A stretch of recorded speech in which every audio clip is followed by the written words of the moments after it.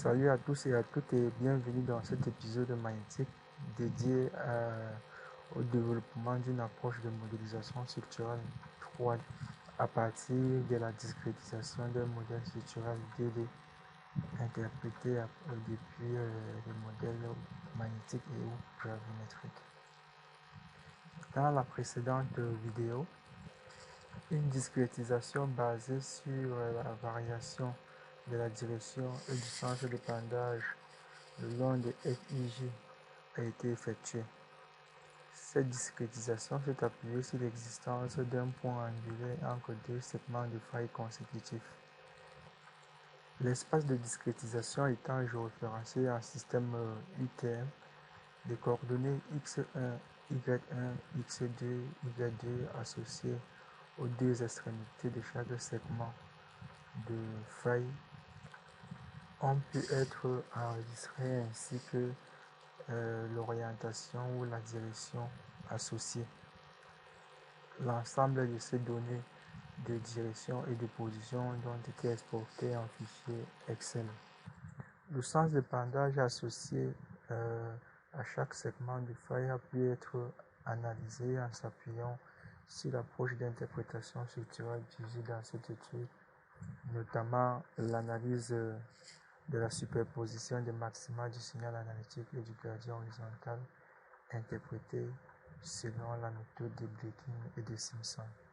Tout ceci a donc permis dans la précédente vidéo d'obtenir une base de données donnant la direction et le sens d'épandage associé à chacun des segments FIJ. Pour cette vidéo, il est question de définir les bases essentielles et de présenter les données nécessaires pour l'évaluation de la variation des inclinaisons le long des FIJ.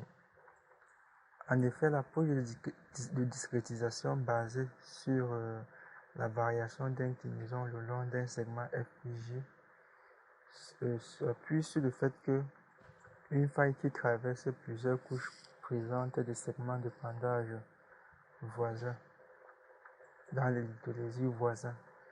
L'épandage de couches compétentes étant toujours plus grand que l'épandage de couches peu compétentes. Sur ce schéma, par exemple, on peut remarquer que la compétence de couche augmente de la surface vers la profondeur, alors que l'angle d'inclinaison de couche au niveau des interfaces de chaque couche augmente de la profondeur vers la surface. Pour parvenir à évaluer la variation d'inclinaison le long des FIJ, une approche similaire à celle communément utilisée en topographie pour le calcul des pentes a été adoptée.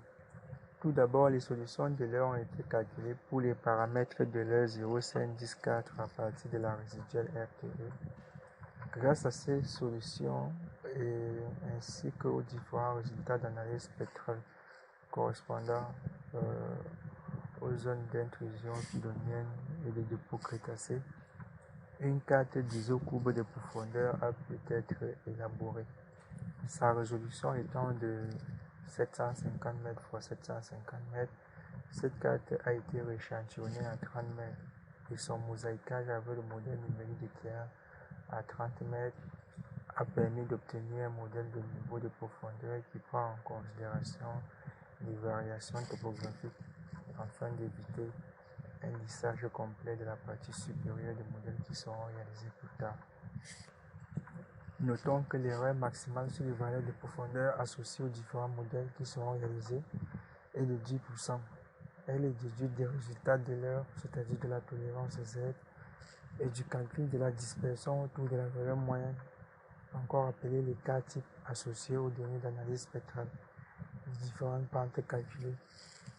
Notons aussi que l'erreur maximale a été considérée en vain d'amortir d'autres erreurs non évaluées provenant du rééchantillonnage, de la qualité et de la résolution des données utilisées. Donc par conséquent, tous les modèles qui seront présentés par la suite seront encore plus améliorés dans le cas où les données seraient plus précises ou de plus grande résolution. Nous venons ainsi de poser les bases de cette discrétisation ainsi que les données d'entrée nécessaires. Dans la prochaine vidéo, nous verrons comment automatiser cette procédure de discrétisation. Donc j'espère que la vidéo vous a plu et je vous dis à très bientôt dans une nouvelle vidéo. C'est la fin de cette vidéo. N'oubliez pas d'aimer cette vidéo, de vous abonner et de partager cette vidéo dans vos différents réseaux sociaux. Surtout, n'hésitez pas pour tous vos besoins de logiciels, de tutoriels ou encore de formations dans l'utilisation de logiciels de géosciences. Vous pouvez toujours contacter GSDG. Merci et à très bientôt pour une prochaine vidéo.